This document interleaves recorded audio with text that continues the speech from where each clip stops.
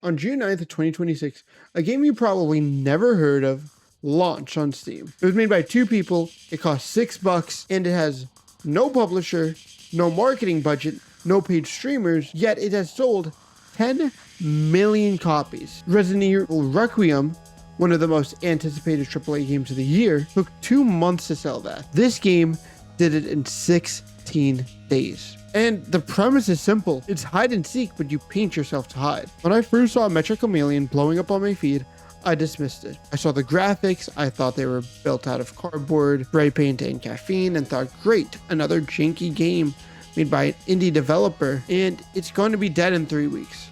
I scrolled past it a couple of times, and I was completely wrong about that. When I looked it up, I found that these clips that I'm seeing on a daily basis are just from closed betas. When I saw that, I realized I needed this game. How did 2 people, a solo developer named Lemorian_1224 and an artist named Hangario, working out of Japan with no publisher or marketing budget, built a game that outsold one of the biggest AAA studios in the world in less than 3 weeks? And more importantly, what does that tell us about the gaming industry as a whole? Who does it actually belong to? Because this isn't just a story about Mecca Chameleon. This is about a story of game companies laying off developers, raising prices, chasing AI-generated content, and then a game developed by 2 people that costs less than a cup of coffee, making $60 million.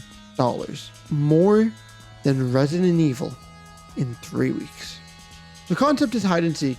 Everyone understands it, and instantly, we're back to playing some version of it like we were in our childhood. But Mecca Chameleon flips it. In normal prop hunt games, you become the object. A chair, a box, a barrel, whatever the game gives you. Mecca Chameleon says, no, you make the prop.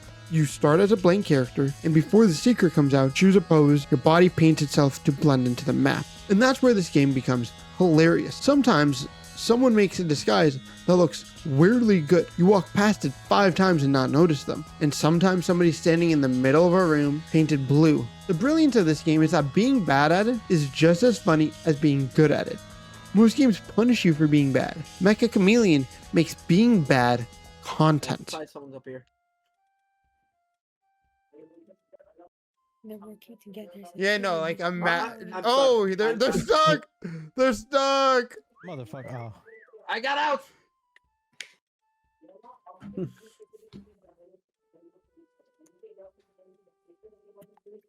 Is that a fucking man?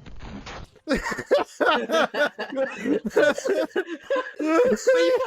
that a fucking man? Wow. Is deceptively tense. Hiders teleport to the map while the seeker waits in spawn. Everybody panics, they pick a spot, paint themselves, and convince themselves their disguise is way better than it actually is. Then, the seeker is released, and that is when this game becomes psychological warfare. You hear footsteps, your friend walks past you. You're trying not to laugh. Someone is screaming in the Discord because they got caught. Most likely me. I'm just sitting at a table on a date. I'm just sitting on the table on the date. You know, there's a penguin, there's a little raccoon. Oh, shit. Wow. I don't know how you couldn't shoot me, to be honest with you.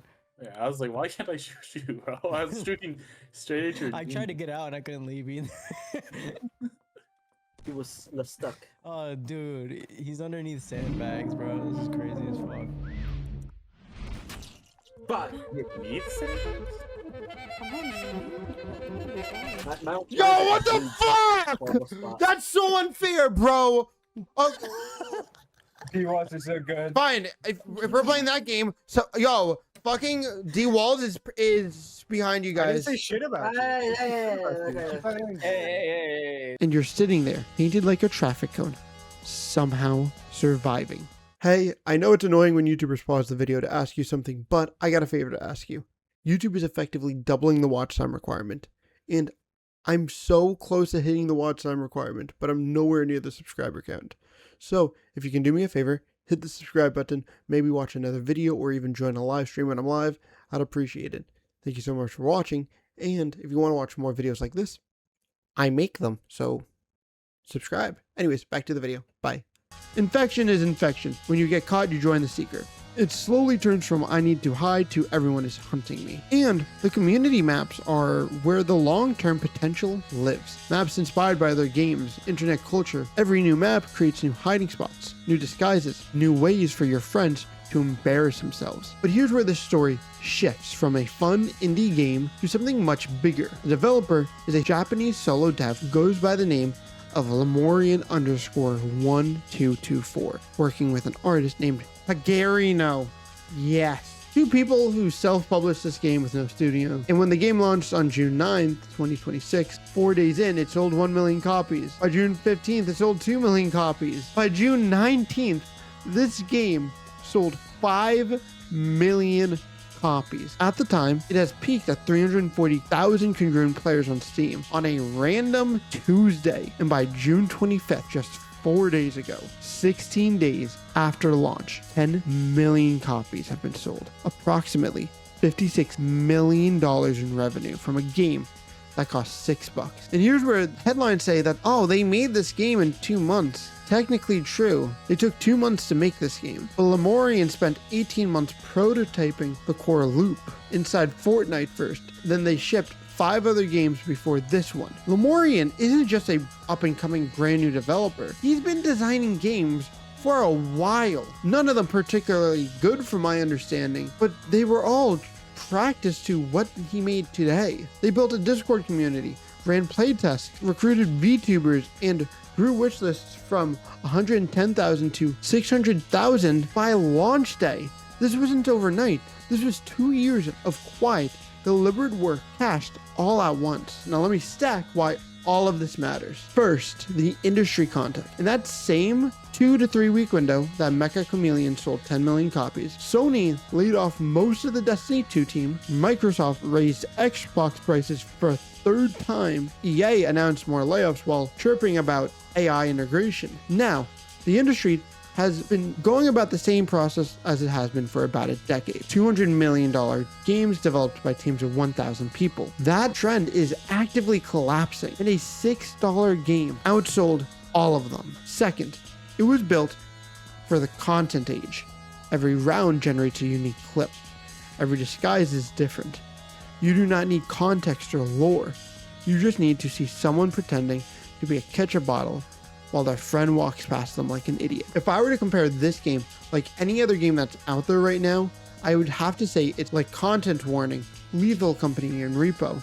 Not because the gameplay loop is similar, but because it is all about how you interact with your friends. Third, there's no marketing. Streamers came out on their own. Northern Lion, Squeaks, Disguised Toast, Doja Cat, Ludwig, and so many more. Fourth, the price. At $5.99, it's an impulse buy. One click drops a streamer's viewers directly into the ring. It's cheaper than any fast food meal, and it's more entertaining than most $70 titles I've played this year. Mind you, the only $70 title I've played this year is Digimon, which I got for $60 on sale and got the deluxe pass. But I've also been just too busy on this shit to play it. Mecca Chameleon is not perfect. It's janky. It's very janky. The painting controls are clunky. Matches get stuck in lobbies. Players fall into the void. There are reviews from players who got bored after a few hours. There's already a video titled Mecca Chameleon will be dead in 3 months. And the person making it has a legitimate point. And the made in 2 months narrative is very misleading. Yeah, the standalone game took 2 months to make. The real cycle took over 2 years of prototyping, failing, community building. If you're just here 2 months and you think, oh, I can replicate this, you're missing the true story. Will it last? Look at Lethal Company. It had the same trajectory, massive spike, and then a massive decline. The developer is also shipping near daily updates, teasing a major expansion. Whether it's to keep 10 million people engaged is a question that nobody can really answer. But here's my verdict. Mecca Chameleon is not the best game of 2026.